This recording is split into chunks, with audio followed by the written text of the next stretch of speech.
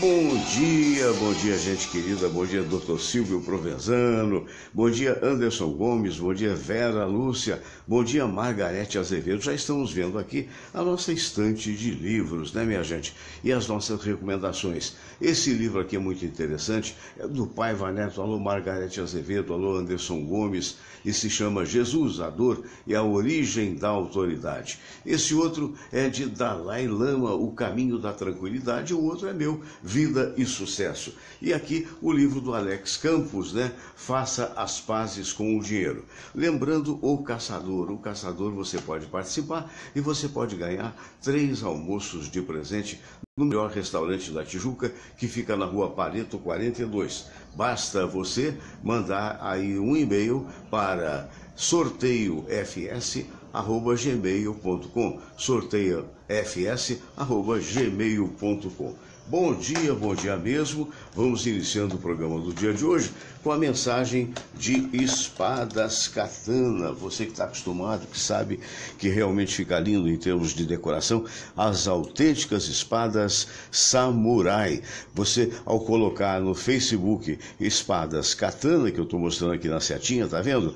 Você, olha, tivemos aí já 6.198 visualizações desse comercial da espadas katana. Que maravilha, não é isso? Então, para você participar, basta você colocar aí lá em cima no Facebook Espadas Katana e depois do programa, por favor. Aí vai abrir, tem vários vídeos, tem várias informações de como adquiri-las. Vamos mostrar a espada katana para você. Olha que coisa incrível, né? O corte, né? Você vê que a maçã, ela não tem apoio nenhum. Você observa aí também o detalhe, o capricho da Shotokan, forjada especialmente, né, com 10 procedimentos diferentes. É uma espada fantástica que tem corte capaz de cortar papel, mas cujo objetivo, na verdade, é a decoração. Então, realmente é uma espada para você apenas usá-la como enfeite na sua casa. Há suporte para a mesa e há suportes que são vendidos em separado para as paredes. Portanto, não esqueça, espadas katana, as melhores espadas forjadas sob o sol do Oriente. É algo para você passar de pai para filho e de filho para neto, porque é por aí mesmo, né? É algo extraordinário. espadascatana.com.br, não é? Eu queria também mais uma vez lembrar, tá vendo o que nós estamos falando aqui? Olha, planos de previdência Bradesco, seu futuro sob medida. É fácil você entrar, basta você botar bradescoseguros.com.br e você vai ver que tem um plano conservador, tem um plano moderado, tem um plano dinâmico e existe também plano dental. E você vai mais à frente, se você quiser, Seguro Alto Bradesco, né? É uma coisa importante demais. Seguros Bradesco, tudo para o bem da família. Que maravilha! Agora eu vou chegar juntinho de você, mas antes eu queria fazer a mensagem do Hostel Icaraí, suítes completas, Hostel Icaraí, piscina, churrasqueira para hóspedes, Wi-Fi, estacionamento grátis. Hostel Icaraí, reservas.hostelicaraí@gmail.com. Vale a pena visitar. E a minha lembrança, né, que são os nossos parceiros comerciais, que são muito importantes, a minha lembrança para realmente um trabalho muito bonito que está sendo feito pelo professor Serginho, faixa preta,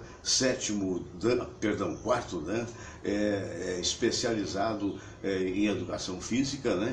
E através de um trabalho que é apoiado pela Secretaria de Esportes de Niterói, ele faz com que você adquira forma física na praia de Icaraí, de segunda a sexta às 7 horas, entre Belisário e Oswaldo Cruz, Belisário Augusto e Oswaldo Cruz, e 7 horas da noite também.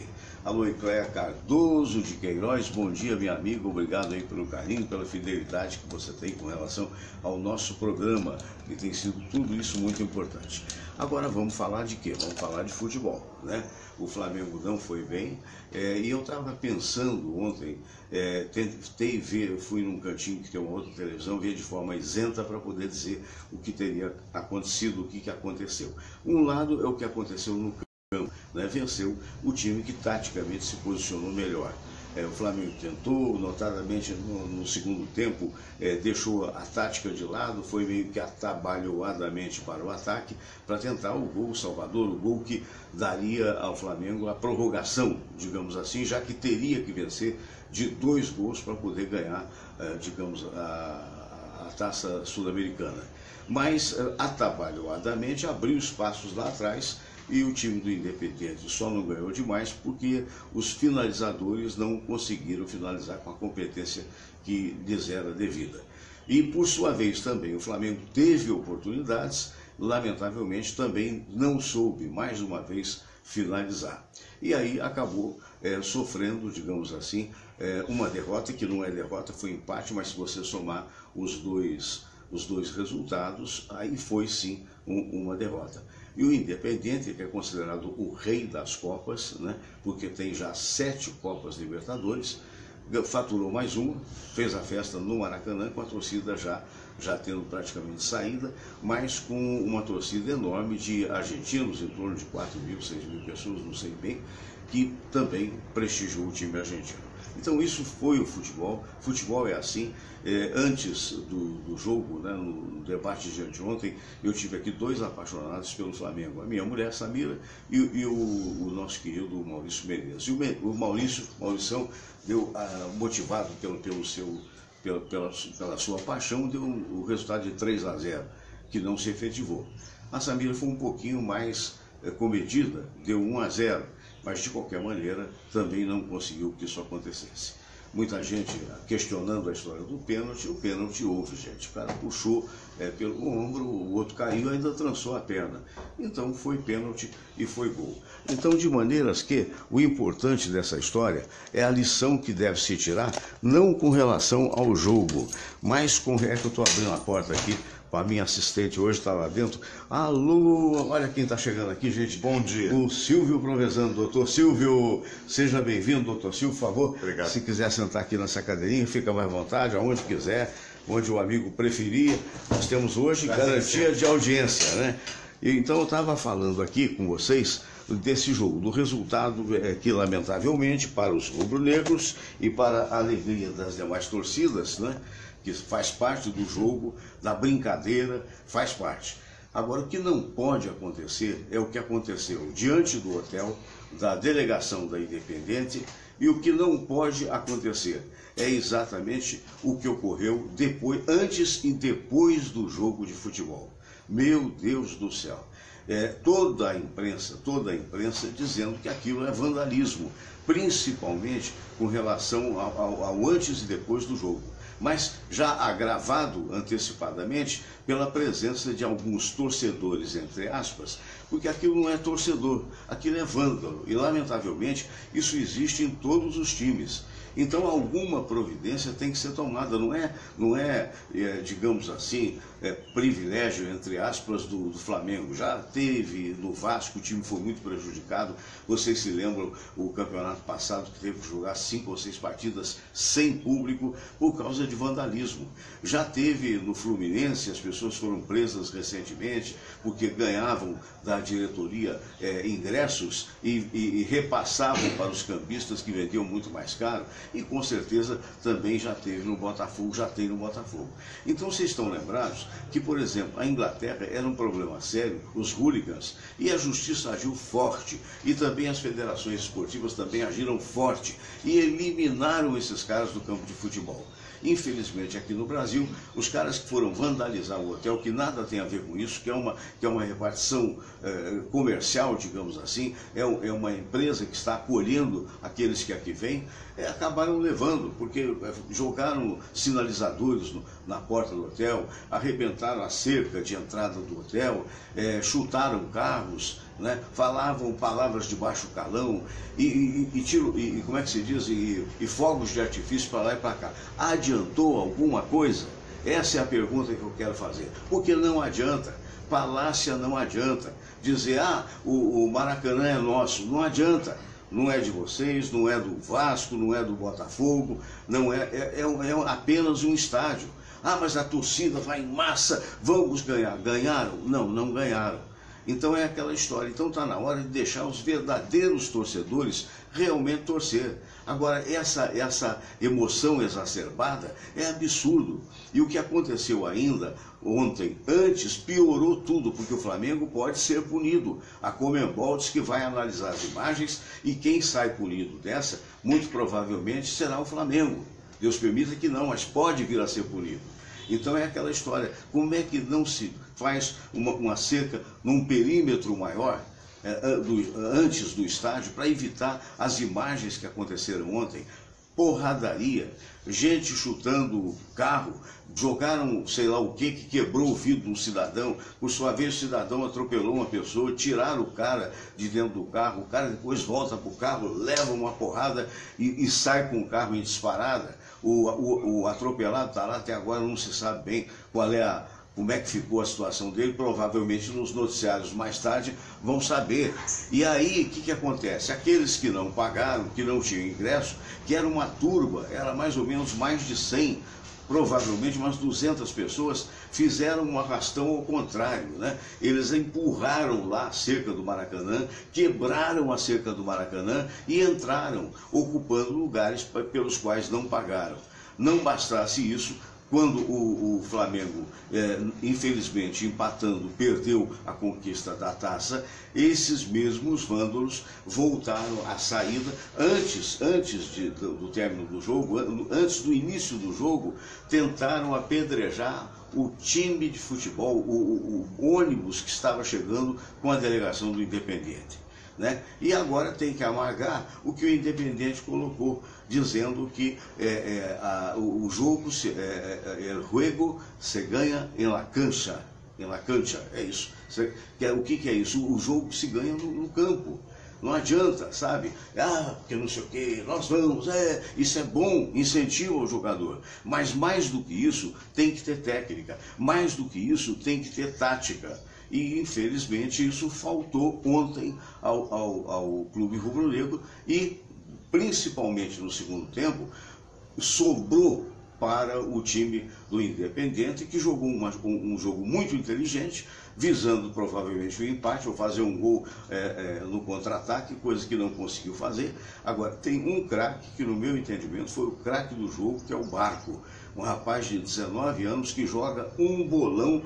E toda vez que pegava a bola, fazia realmente um strike, digamos assim, principalmente com o Everton, que tentou marcar, mas que não conseguia. E que levou todas as vezes perigo. Então, o que você via também, se você não for apaixonado, se você não for uma dessas pessoas que andou quebrando tudo lá no Maracanã, que precisou até meu amigo Sérgio Luiz, que é o locutor oficial do Maracanã, dizer: não subam em cima das cadeiras, preservem o nosso patrimônio.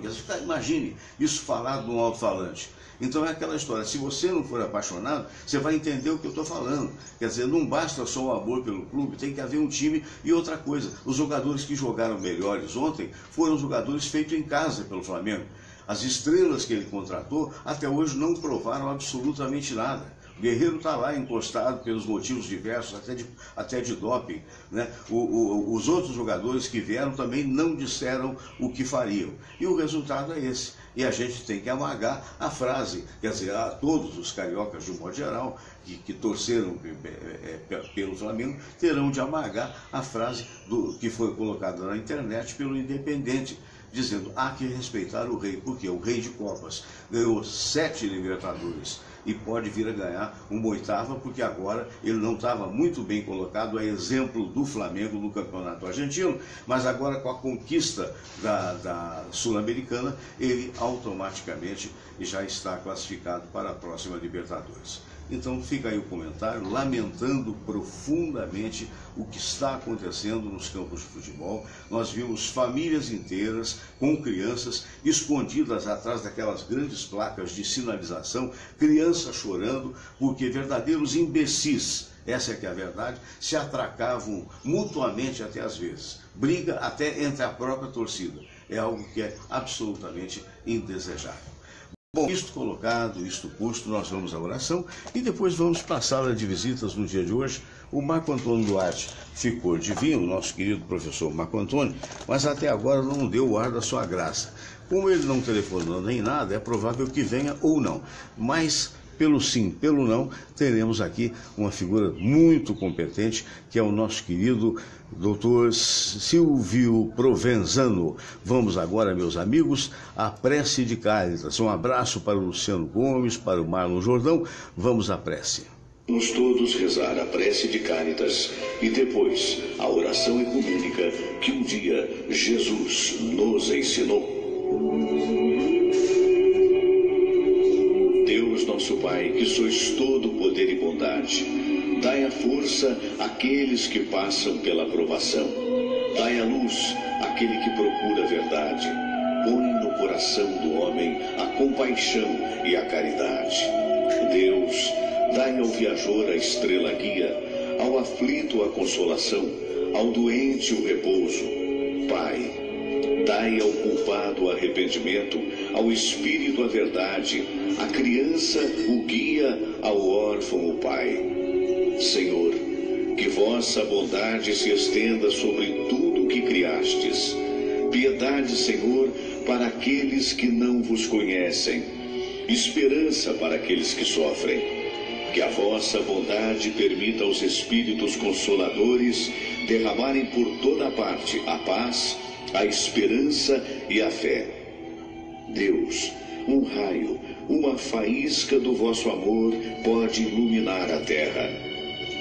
Deixai-nos beber nas fontes dessa bondade fecunda e infinita, e todas as lágrimas secarão, todas as dores se acalmarão.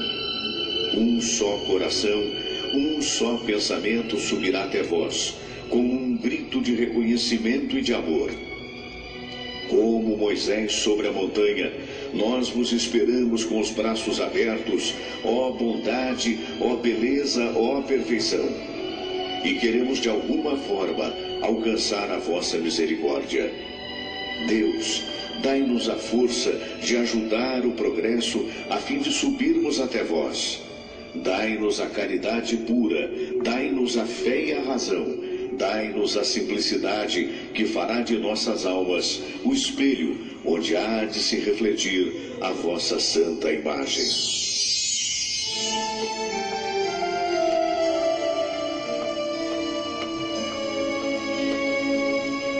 Pai nosso que estais nos céus, santificado seja o vosso nome.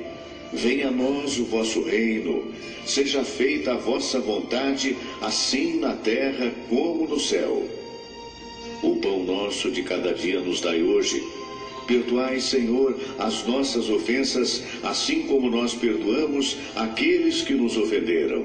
E não nos deixeis cair em tentação, mas livrai-nos de todo o mal, porque teu é o poder e tua é a glória, por todo sempre. Amém. Pois é, né? Então tivemos esse momento. Quero mandar um abraço a todos que estão assistindo. Em 3 minutos, a sala de visitas com vocês, né? Lembrando que você que está me ouvindo agora, não é? Você também pode participar do sorteio para os almoços do Caçador. Basta você mandar o seu e-mail para sorteiofs@gmail.com. Quanta luz!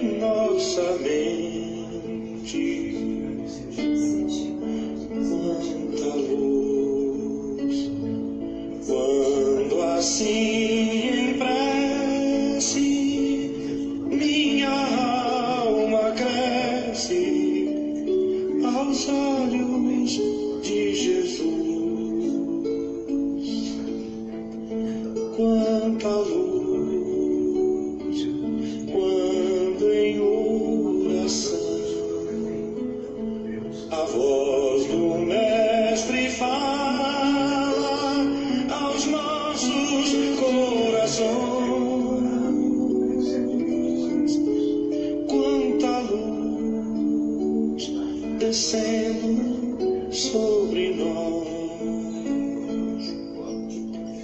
Quanta luz, quanta luz, quanta luz neste ambiente descendo sobre nós, vibrando em nossa mente. Quanta luz, quando assim em prece minha alma cresce aos olhos de Jesus. Quanta luz, quando em oração a voz do Mestre fala aos nossos corações. Quanta luz descendo sobre nós. Quanta luz, quanta luz.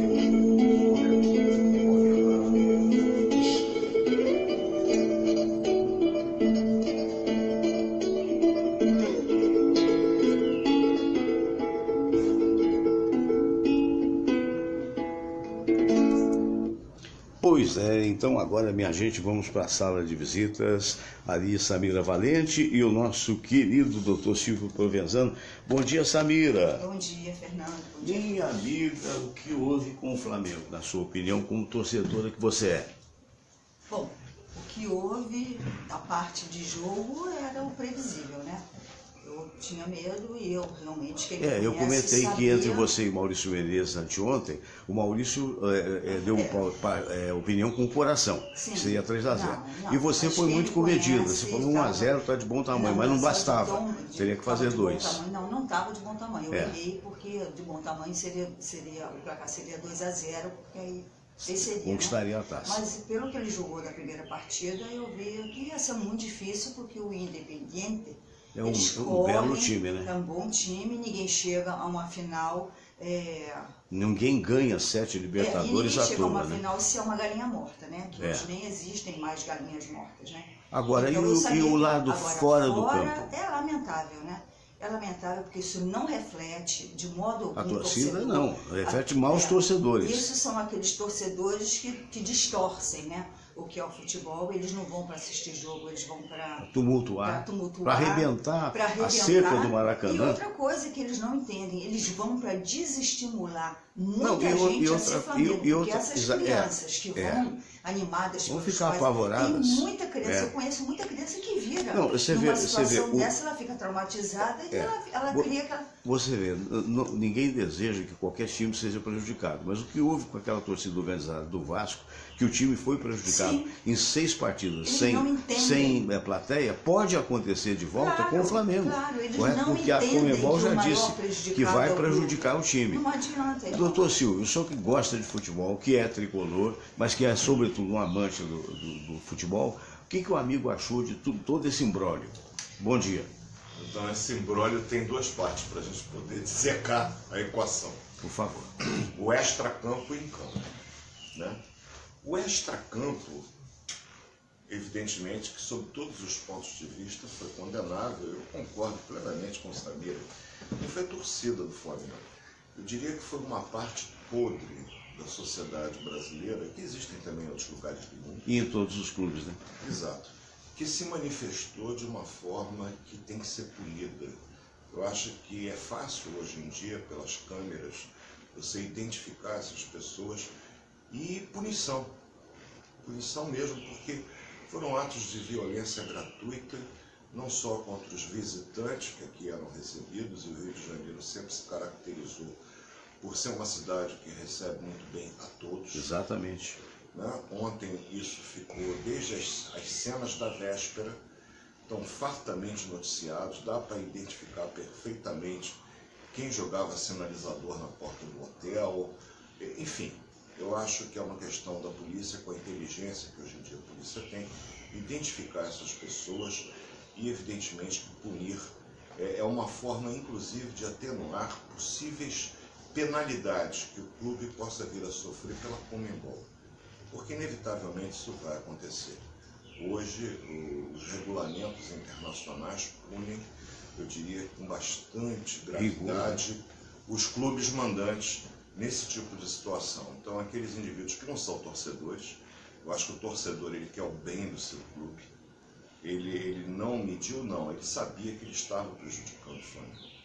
Então, eles não representam a torcida do Flamengo. Então, essa parte extracampo, sob todos os pontos de vista, para envergonhar não os flamenguistas, mas a nós cariocas. A segunda coisa foi em campo, e eu acho que ali o Fluminense, meu clube, aprendeu uma lição terrível. Como é jogar uma Copa. Por quê? Porque nas quartas de final, o Fluminense estava jogando com o Flamengo no segundo tempo do jogo, uma vantagem de 2 gols de vantagem. Ontem o Independiente tinha vantagem do empate apenas. E tinha 90 minutos pela frente. Faltou ao Fluminense competência durante 30 minutos. Não, ao Fluminense durante 30 minutos de competência para gerenciar 2 gols de vantagem. Ao Independiente sobrou competência para administrar durante mais de 1h30, porque a prorrogação, pequena aliás, na verdade, para o tempo que o jogo ficou parado, podia ter mais. Deveria ter tido no mínimo 5, 6 minutos de prorrogação. Acho que o juiz estava diante de todo aquele clima pesado, ele próprio estava temendo e resolveu, evidentemente, encurtar o tempo de jogo. Quer dizer, até nisso eu acredito que o emocional afetou um bom juiz, o juiz foi correto nas marcações. O único erro dele foi a prorrogação muito curta, realmente, para tudo que houve, até o goleiro do Flamengo. Desmaiou, né? E aí eu, particularmente, como médico, entendo que, com todo respeito aos colegas, eu sei da dificuldade que é dentro de campo tomar decisões, mas ele ficou desacordado. Não deveria ter voltado. Não deveria. Não deveria, porque isso caracteriza uma concussão cerebral, o que é uma situação de risco.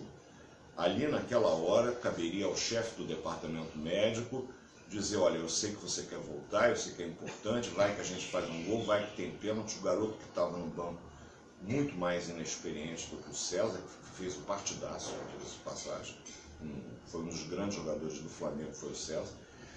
Mas, na verdade, ele deveria ter sido retirado de campo. Eu espero que, em algum momento, a FIFA ela intervenha de tal maneira, se em algum momento qualquer jogador perder os sentidos, ele tem que ser substituído. Ontem, para mim, isso foi uma coisa que me preocupou muito, a forma como ele caiu. Fiquei preocupado com alguma lesão cervical. Ele bateu e ali, evidentemente, que ele ficou desacordado, frações de segundos que tenha sido, mas é uma concussão cerebral. Isso implica, obviamente, em a retirada imediata de campo, exame de tomografia, ressonância, para ver se houve algum dano, alguma coisa. Por quê? Porque numa dessas, se você tiver um processo hemorrágico, a gente vai ver o jogador falecer dentro de campo. Olha só. Então é um risco muito grande, só esse reparo. E com relação à parte tática, né, na minha extra qualificação de técnico de futebol, o Independiente deu uma aula tática. Verdade. Eu diria que do ponto de vista técnico, o time do Flamengo é superior. Do ponto de vista da equipe, o Independiente mostrou que não poderia ter perdido o jogo. As grandes chances de gol, na verdade, foram do Independiente. Jogou no contra-ataque, se fechou muito bem. O Flamengo começou muito bem o jogo, com aquele avanço da torcida. Eu cheguei a ter esperança dele ganhar. Pois é, o Independiente, ele começou muito bem o Flamengo, como era esperado. Sim, falei, marcando em cima, sufocando. Mas o Independiente, ele foi esfriando com aquela milonga argentina tão bem conhecida. E com passes corretos, né? Como eles passam a bola com eficiência. É um bom jogador de 18 anos. Barco, né? Ele tem cara de garotinho mesmo. 18 anos. 18 anos. E bateu o pênalti com uma frieza de veterano. Frieza de veterano. Beijou a bola, né? Foi lá e bateu o pênalti. Tranquilo, né? Foi uma bola rasteira, difícil para o goleiro pegar. Não é a meia altura que se bate no pênalti. Verdade. Ou é aquele cara que tem uma precisão tão grande, joga no ângulo do goleiro não pega, ou é uma bola rasteira e forte. E bem no foi o que ele fez. Muito bem batido. Deslocou o goleiro, né? Porque o goleiro foi para um lado e ele bateu. Bem batido. O César, coitado, não tinha nada para fazer. Mas do ponto de vista do jogo em si, o resultado não há o que se reclamar. Eu acho que, na verdade, o pênalti existiu. A câmera de televisão mostrou claramente a infelicidade do Cuéllar, fazendo o pênalti no argentino. Então não há o que reclamar do ponto de vista do campo. E a gente não pode nem dizer que o resultado foi pelo pênalti feito pelo... Não. O Independiente teve chance, inclusive, de matar o jogo. Foi. O César foi brilhante em algumas intervenções. O Juan que salvou uma bola. Meu Deus, aquela bola estava dentro. O Juan tá sobrando. O Juan é engraçado. Com 38 anos. O Juan é contemporâneo do meu filho no Pedro II. Olha só. Eu conheci Juan garoto. Jogando futebol de salão no Pedro II. Eu dizia pro meu filho, vovô, né? aquele crioulinho joga bola, hein, André? Ele falou assim, não, ele tá no Flamengo, E olha, o só. Juan fez uma carreira belíssima no Flamengo e ontem coroou. Ele salvou numa outra partida o Flamengo não perdeu demais por causa dele. Eu diria que dessa final, o melhor jogador do Flamengo, tanto em Buenos Aires quanto no Maracanã ontem, foi o Juan. O Juan foi extraordinário. E o melhor do jogo foi o Marco, né? Sim, o melhor do jogo foi o argentino. O Barco. O Barco foi o melhor do jogo, mas o Juan foi extraordinário. A garra, a capacidade, a competência. E mais uma vez, lamentar, porque em 2008, há 9 anos atrás, eu tive um momento muito triste, que foi a perda da Libertadores contra a LDU. Perdemos nos pênaltis, bem lembrado, Fluminense e LDU. E tivemos, inclusive, uma arbitragem terrível, porque pênalti claríssimo em Washington não foi dado, enfim, não vamos chorar. Coisa de uma década atrás, mas eu me lembro da torcida do Fluminense no final do jogo, com o vice-campeonato, aplaudir de pé o time. E ontem a torcida lá presente chamando de vergonha. Não faltou vergonha. Eu acho que o que correram, o que lutaram, agora faltou um esquema tático melhor, ele não bota a culpa no técnico. No final já não tinha Chegou esquema agora. nenhum, né? Os erros começam até pela não permanência do técnico. Você vê que o técnico do Flamengo, que estava fazendo um bom trabalho, foi saído e fez um bom trabalho no Vasco. Ele conseguiu fazer com que o Vasco voltasse a ser um time que não estava sendo. Sim. Quer dizer, e bota esse senhor, que deve ser um belo técnico, mas meu Deus do céu, não adianta. Zé Ricardo. Eu conheço há muitos. É mesmo? Não acho que é um garoto, um jovem, extremamente estudioso das coisas do futebol. Ele é dedicado, ele é aplicado. Ele é aquele técnico que ama o futebol enquanto esporte, estuda táticas, é um indivíduo que tem assim conhecimento técnico porque o pessoal acha que jogar bola é só habilidade, sim, mas se essa habilidade não estiver dentro de um esquema, dentro de um sistema, com todo um ensaio, com todo um treinamento, de nada adianta.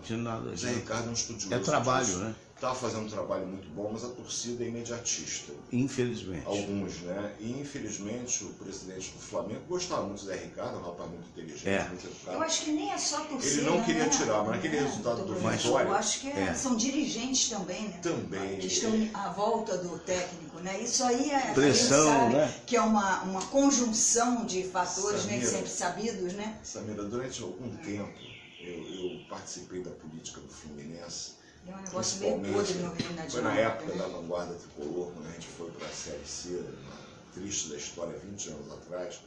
Depois com o próprio Roberto Orcades, que é meu amigo pessoal, eu estive lá dentro, eu fiquei tão enojado da política de clube, que ela não é muito diferente da política que a gente vê por aí. Eu não sou filiado a nenhum partido exatamente por conta disso. É um asco que eu tenho das hipocrisias que a gente vê. No clube não é diferente. E a gente vê no clube tendências políticas. Tem muita gente hoje no Flamengo se vangloriando da derrota, porque já está de olho na possível eleição. Por quê? Porque é vantajoso. Ou você acha que as coisas cometidas na eleição do Vasco, que a Justiça está apurando, elas são apenas por uma questão de vaidade pessoal do senhor Eurico? Tem muito dinheiro envolvido. Tem muito dinheiro envolvido, tem muita coisa envolvida, é muito triste isso. Torcedor é aquele que tem a paixão, de repente aquele que não teve nem o dinheiro para ir ao estádio ontem, e nem para ser sócio. Ficou grudado na telinha, sofrendo com aquele olho vermelho. Esse é o verdadeiro torcedor. Sim. Não aqueles indivíduos que... E você sabe, né? Você sabe que existe a classe, uma categoria profissional do torcedor profissional. E indivíduos que se bandeiam de camisas por uma oportunidade numa organizada de um clube diferente, porque eles ganham dinheiro. E torcem no sentido de ser torcedor, né? Eles torcem de uma maneira... Eles distorcem. Eles, na verdade... distorcem. O que é ser torcedor, né? Exatamente. Esses indivíduos, eu conheci uma vez um chefe de organizada que eu atendia no hospital público, e ele me disse que ele tirava alguma coisa, isso já tem mais ou menos uns 8 anos, entre 4 e 6 mil reais por mês. Que naquela época era muito mais dinheiro do que hoje. Sim, se você levar em dólar, consideração a inflação, né? esse período de tudo, hoje daria perto de 8 mil reais, 7 mil reais. O que, convenhamos, é um brutíssimo salário, porque é um salário que não é, evidentemente, contabilizado. Não tem desconto. Não paga imposto nesse dinheiro, é um dinheiro líquido. Por que é um dinheiro líquido? Pegava aqueles 200 ingressos, nós temos aí, infelizmente, o presidente do Fluminense envolvido nisso, uma coisa que mancha a história do meu clube, mas que é uma prática que sempre se fez. Dar ingressos, que o clube tem em torno de 1.000 a 2.000 ingressos gratuitos, que normalmente eram distribuídos no Conselho Deliberativo, pessoas ligadas à diretoria, o presidente distribuía de acordo com a sua facção política que estivesse no comando do clube para poder levar a torcida para o estádio. Depois de um certo tempo, esses ingressos passaram a ser dados às torcidas organizadas, por quê? Os torcedores da organizada revendiam mais barato esses ingressos, mas ganhavam.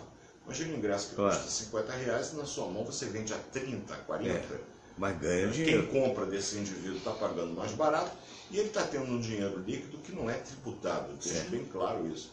Limpinho. Além disso, eles ganham na venda de camisas, e muitas vezes camisas que não são as oficiais do clube, ou seja, que não dá nenhum prejudicam tipo ao clube, prejudicando o clube.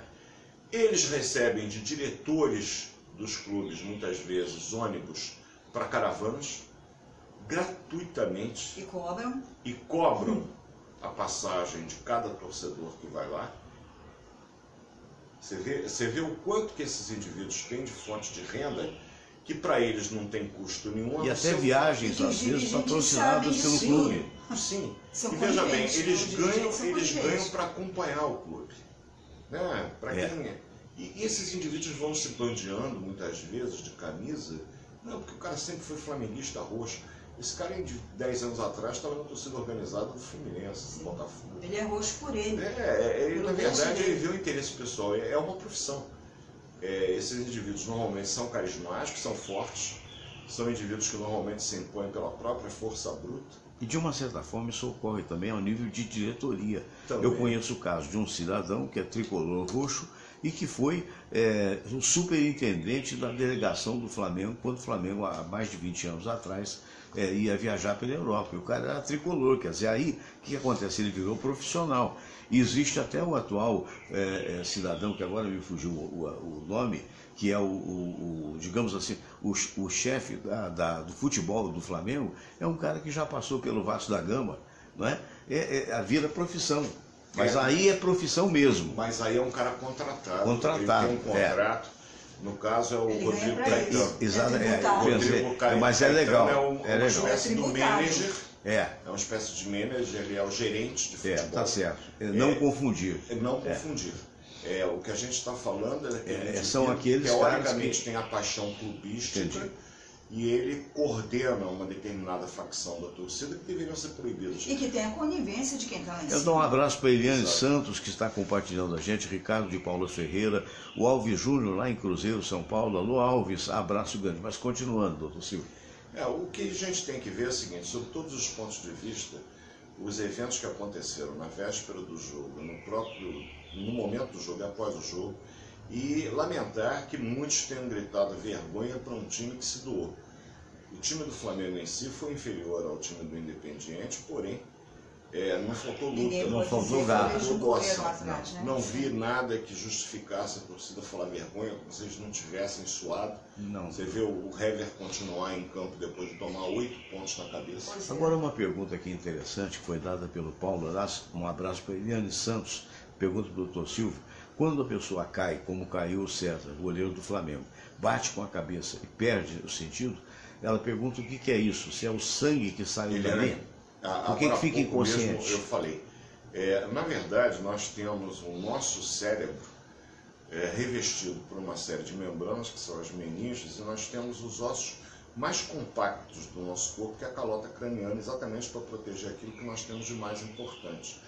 Quando você tem um impacto, existe um deslocamento do tecido cerebral dentro dessa cavidade, porque há um espaço extradural. Esse deslocamento atordoa o indivíduo, que muitas vezes leva o indivíduo a perder os sentidos. E não há como garantir que um pequeno vaso não tenha se rompido e comece a sangrar naquele tecido. Evidentemente que esse sangramento, num primeiro momento, não provoca alteração, mas à medida que ele vai aumentando, pode comprimir alguma estrutura e levar inclusive a uma parada respiratória, o indivíduo tem uma morte súbita. Isso é um quadro de concussão cerebral. E concussão cerebral, num caso de um atleta, é absolutamente mandatório, né, que ele seja retirado de campo. Ele não poderia ter continuado ali, ficou claro nas imagens da televisão que ele estava desacordado, os olhos fechados, os jogadores assustados, tentando o cuejar, inclusive. E o drama de goleiro do Flamengo, que está um problema, né? Correu para virar, os outros não queriam mexer nele. Buona giornata, Rio. Saluti a Fernando Sérgio, Samir e Silvio Provenzano. Hein? Maria Pia. Abraço, Maria Pia. Bate o PT. É. E veja bem, eu acho que, e é muito difícil, eu me coloco no lugar do médico de campo do Flamengo ontem, diante da pressão de mais de 50 mil pessoas ali. E do drama de goleiro. E o drama do goleiro, porque o goleiro não é, de repente, um jogador da lateral, por mais importante que ele seja. E o Flamengo vem de dramas de goleiro, né? E ali naquele momento, faltando 15 minutos para encerrar o jogo, o Flamengo lutava por um golzinho que levasse uma prorrogação, eventualmente pênalti. Olha a importância do goleiro numa disputa de pênalti. Imagine ele ser o responsável por retirar esse goleiro, que vinha muito bem, que já tinha inclusive defendido um pênalti na semifinal. Não, o médico tirou, não tinha necessidade, o goleiro estava bem no vestiário depois do jogo. É muito difícil para esse colega, então, ao mesmo tempo que eu fiz uma pressão, né? Ao mesmo tempo que eu fiz a crítica que diante do quadro clínico era importante que o goleiro tivesse sido retirado, eu tento defendê-lo como advogado dele pela situação daquele momento. Imagine você tomar a decisão de retirar um atleta, vai que o Flamengo faz 2-1, vai que na prorrogação empata, vai que nos pênaltis o outro ganha. Alguém ia dizer, mas pô, tiraram o goleiro titular, foi um garoto de 18 anos. E a culpar ainda o médico, né? Pois mas eu acho que deveria haver uma norma da FIFA. Sério, como é que ele fica? Não há norma para sangue. Quando aparece sangue, o cara não pode continuar em campo. Desmaiou, não pode continuar em campo. Eu acho que isso deveria partir da FIFA. Jogador que, devido ao traumatismo, geralmente craniano, perca os sentidos, é obrigatória a retirada de campo.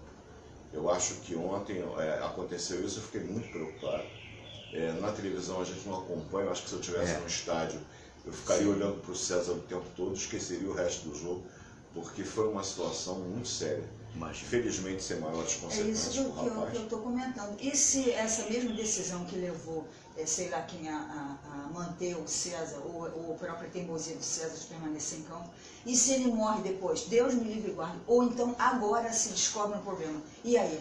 Esse menino, só para acrescentar o que você falou, doutor Silvio, esse menino, após o jogo, deve sofrer uma tomografia, com certeza, né? Já deve ter passado. Devem fazer, do ponto de vista médico, você faz um exame, fundo de olho, procura ver se existe alguma alteração de reflexo e é recomendável algum exame de imagem para você assegurar que realmente não houve nada.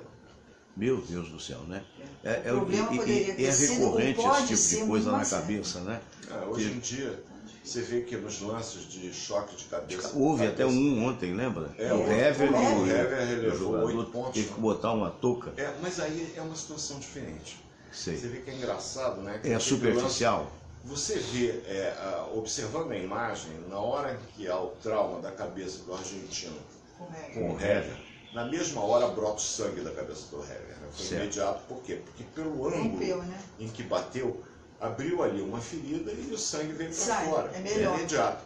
Você faz a compressão, bota aquela touca, que é obrigatório para o sangue não ficar aparecendo, chega no vestiário, olha, você tem ali uma ferida de 4 centímetros, te leva a 8 pontos. Mas é uma coisa superficial que permite ao médico ver e não houve perda de consciência. Entendi. Em momento algum, o Hever ficou desacordado, porque se tivesse ficado era a mesma situação do César.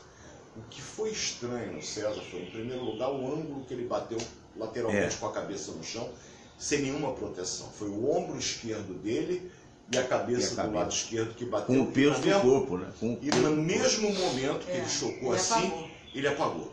Cláudia Schleier, tá? Bom dia, nosso doutor querido. Esposa do Nelto hoje. E bate o anque avoi da nossa querida Maria Pia. a Icléia Cardoso de Queiroz dizendo: acredito que ele deveria fazer uma tomografia para ficarmos tranquilos. Sim, Ela é sim, rubro-negra. Também, eu concordo. Agora, eu também não tenho como jogar muita pedra no departamento médico do Flamengo. Em primeiro lugar, normalmente são ortopedistas, né? É. Quer dizer, são médicos que normalmente têm a sua visão técnica de No exterior, de distensões, de problemas osteoesqueléticos e não neurológicos. Eu acho que deveria ser uma norma do próprio Departamento de Serviço Médico da FIFA. Existe um grupo de médicos na FIFA que criam determinadas normas e essa norma deveria ser criada. Jogador que perde os sentidos durante uma partida deve ser retirado obrigatoriamente de campo. Não é culpa do Departamento Médico do Flamengo, não existe essa norma ainda. Eu apenas, enquanto médico que trabalhou 29 anos em emergência, eu entendo que qualquer pessoa que perca os sentidos tem que ser avaliada por médico e, no caso de um atleta, tem que ser retirado de campo para que essa avaliação possa ser feita, inclusive no vestiário, de imediato, conduzir a um centro de referência para uma imagem, alguma coisa. Então fica aqui a minha observação sobre o jogo de ontem, que foi preocupante essa situação. Parabenizar ao Independiente, que jogou com muita inteligência, um treinador de hóquei que se bandeou o futebol pela paixão que tem pelo Independiente e que teve, de repente, atitudes que o meu querido Abel não teve no Fla-Flu. Para cada substituição que o Rueda fez, ele estava com o antídoto na manga. Ele ia e modificava o esquema tático dele de tal maneira a tentar antagonizar o veneno do Rueda. Então, o Independiente, parabéns, jogou com muita inteligência, um time que não tem o poderio do Flamengo, não tem a força da torcida do Flamengo. Não tem o elenco milionário. Não tem o elenco milionário do Flamengo. Acho que o Flamengo ensandeceu-se esse ano, achou que só o nome dava para ganhar, né? Inflacionou o futebol, tiveram contratações que não renderam rigorosamente nada. O Guerreiro ainda rendeu para o Flamengo, mas vamos dizer, o meu querido Conca, o Dario Conca. Nem chegou a jogar.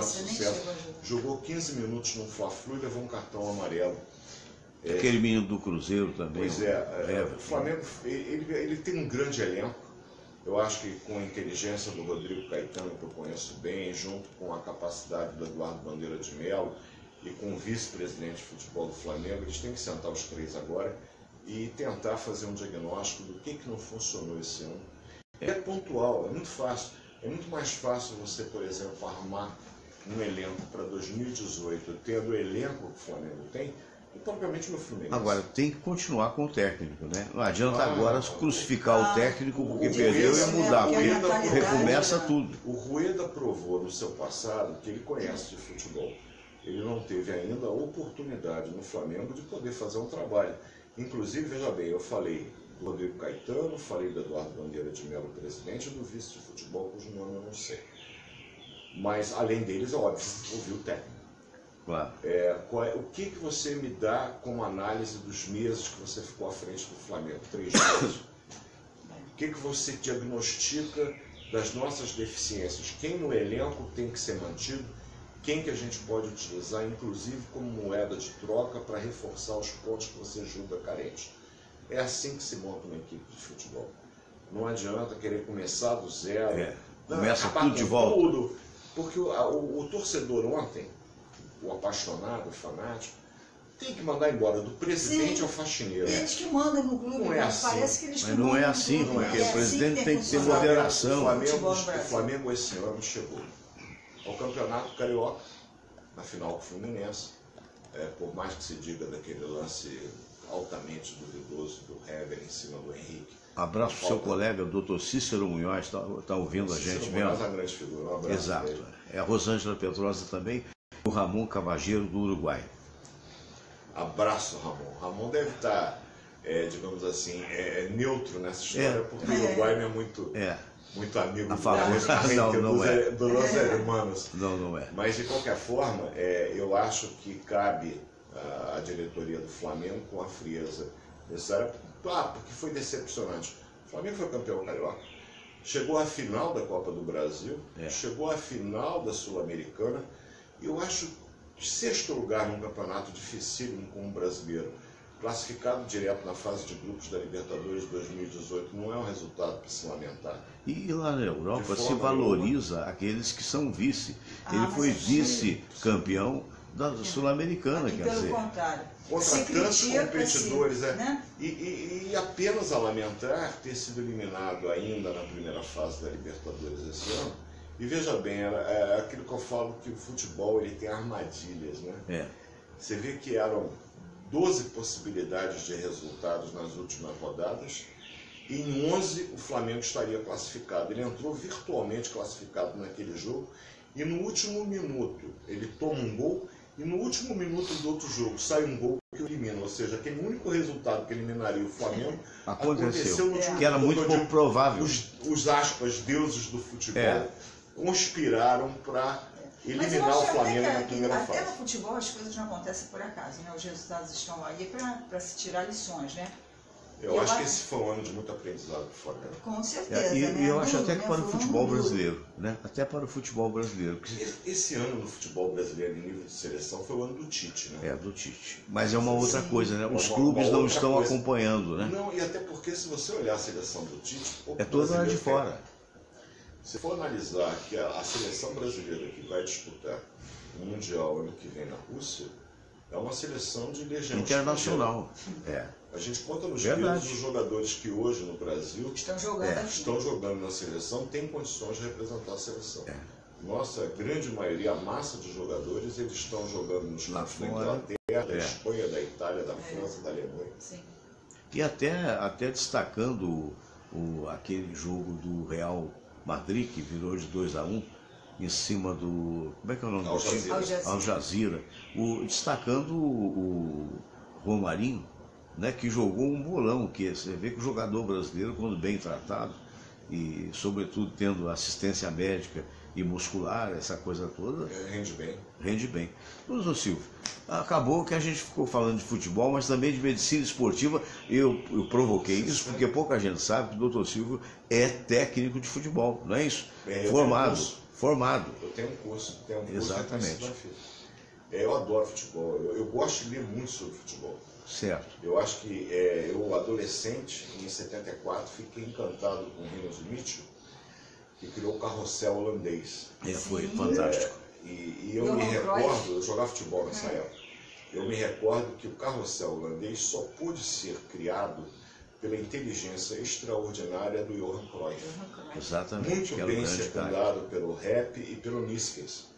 E o técnico ele soube utilizar a inteligência, eu diria, acima do QI médio desses jogadores, para criar um sistema onde as posições não eram Rotativo, fixas. E era uma coisa que encantava, eles atacavam em bloco, deixavam impedido. Passavam por Eu cima fiquei mesmo, encantadíssimo. A partir daí, o meu interesse, digamos, pelo futebol, que transcendeu a arte, que em 70, eu também adolescente ainda, fiquei encantado com aquele time inesquecível, Félix, Carlos Alberto, E Piazza e Everaldo, Rivelino, Clodoaldo e A máquina. Gerson, Clodoaldo e Gerson, Jairzinho, Tostão, Pelé e Rivelino. Rivelino. Esse era o time de 70. O time de 70 era pura magia, Verdade. dinheiro de anticraques. 4 anos depois, um time de desconhecidos na época surpreende o mundo, é o próprio Brasil, ganhando aquele jogo 2-0 lá na Alemanha, e perdeu uma final para a Alemanha injustamente. Por quê? Porque o time da Holanda era muito superior ao time da Holanda, da Alemanha, que acabou o campeonato lá em 74, o do Miller, o artilheiro daquela Copa, Gerd Miller. E a partir daí eu diria o seguinte, das coisas menos importantes que existem na vida, o futebol é mais importante. Então eu me dedico a Boa ler. frase, é um frasista, né? Não, mas das coisas menos importantes, a mais importante. É o mais futebol. importante. Porque ele mexe com a paixão, ele é absolutamente democrático. E faz você esquecer das agruras da vida. O basquete é bonito, É. que é a precisão do jump, dos arremessos, 3 pontos. Mas- Michael Jordan era aquele astro fantástico, aquelas... Mas veja bem, se ele não tivesse aquele tamanho que ele tem, ele não poderia fazer. No futebol, você pega um indivíduo de Pode uma ser altura baixinho. até baixa, e você vê, por exemplo, o Messi está longe de ser o protótipo de um grande atleta. E é um baita jogador. É um baita jogador, o próprio Neymar. Não é um mensarrão. Não, um atleta bem dotado. Muito bem O trabalhado, Romário, principalmente depois que fez um o Romário strike. foi o maior centroavante baixinho. que eu vi. Ele e o Reinaldo do Atlético Mineiro. É verdade. Os dois maiores centroavantes O para mim que eu Conca, vi jogar. é miudinho, joga muito. O Conca também. Também. Aliás, o Conca tem uma lesão no joelho muito É uma triste. pena, né? Mas você vê que o futebol é democrático. O Você pega o gordinho, consegue jogar. Petkovic, que eu conheci pessoalmente. O outro. Baixinho, pequeno. Você vê como jogadores. É o mais democrático o É futebol. o mais democrático o futebol do que o vôlei, que precisa ter no Gente, mínimo 2 2 metros de metros, do que altura. o basquete, se tiver menos de 2 metros, é anão. Então, eu entendo que o futebol ele é democrático, ele permite ao branco, ao preto, ao louro, ao pardo, ao alto, ao baixo, inclusive ao gordinho, apesar de que hoje a questão física ela é predominante, mas permite ao indivíduo jogar de uma forma democrática. O cara tem uma habilidade, pelado de casado e solteiro, você vê que muitas vezes no time de casado, aqueles barrigos, como joga a bola, Como o cara joga jogou muito. com barriga e tudo. Pois é muito democrático. Tá Mas vamos bom. tocar em frente. Vamos tocar em Tantas frente. coisas O acontecendo. doutor Silvio deve estar seguindo agora para o Hospital dos Servidores, não é isso? Exato, eu tenho que ir lá para o hospital. Tá, Final de ano. Mais um dia de trabalho. Pois é, engraçado é que em todos os lugares, né, a gente percebe, por exemplo, o trânsito, né? Hoje estaria atrasado. Se o trânsito fosse um trânsito normal, estaria chegando aqui agora. Eu sei. É porque o trânsito está muito leve. A gente chega no hospital, é incrível. Eu estou com carga total. Eu não tenho um leito vago. Nossa, mano. Um leito vago. Hoje de manhã, já vindo para cá, já liguei para lá para saber como é que estava, o que aconteceu, como é que foi a noite. Continuam todos os pacientes lá, graças a Deus, ninguém morreu, mas de qualquer forma, as dificuldades do dia a dia, que é cuidar da saúde, num país que não cuida da educação, e que tem as dificuldades que a gente tem para cuidar da saúde. A gente vai para lá, pelo menos a gente está vivo, e o que eu digo, né? Tentando. Ontem completou 2 anos que eu dei entrada numa emergência com um tromboembolismo pulmonar. Olha só. A partir daí a minha vida mudou, meu conceito de vida mudou. Eu passei a valorizar cada segundo, cada momento, cada dia. Então, ao acordar, eu faço uma prece. Eu nunca fui uma pessoa carola de religião. Sim. Apesar de ter minha religião, nunca fui de frequentar a igreja, de confessionário, até porque, por ser divorciado, a igreja católica não aceita isso. Sim. E eu sou católico. Mas eu faço a minha prece pessoal, eventualmente vou na minha igreja onde eu fui batizado para fazer a minha oração pessoal, eu não passo por nenhum mensageiro, padre, etc. Apesar de que tenho amigos entre os freis beneditinos, tenho um orgulho imenso de cuidar das irmãs clarissas, que são aquelas freiras que vivem. É um orgulho pessoal meu de poder cuidar da saúde dessas freirinhas, pessoas que têm uma caridade humana impressionante, fazer o bem ao próximo. Eu tenho grandes amigas lá. E eu agradeço a Deus, em primeiro lugar, acordar, em segundo lugar, poder servir, sem qualquer demagogia. Quando eu vou para o hospital, eu escuto com os meus residentes e com os meus colegas de plantão a melhor conduta, aquilo que a gente pode fazer, até mesmo para respeitar a dignidade do ser humano na hora da partida, são os cuidados paliativos. Eu acho que é com alegria que eu faço isso. Então, à noite, quando eu chego em casa, que eu vou me deitar, que eu boto a cabeça no travesseiro, eu pego muito dorme rapidinho. Que bom. Eu agradeço por mais um dia e peço para ter mais um dia no dia seguinte. Eu vivo cada dia. É melhor. Cada dia. É a maneira ideal. E agradeço a Deus. Aproveitar, né, Fernando, para desejar, porque na quinta-feira que vem voltar, mas para todos que nos acompanharam nesse ano, eu queria, em primeiro lugar, agradecer a você e a Samir. Quem sou eu? Imagine.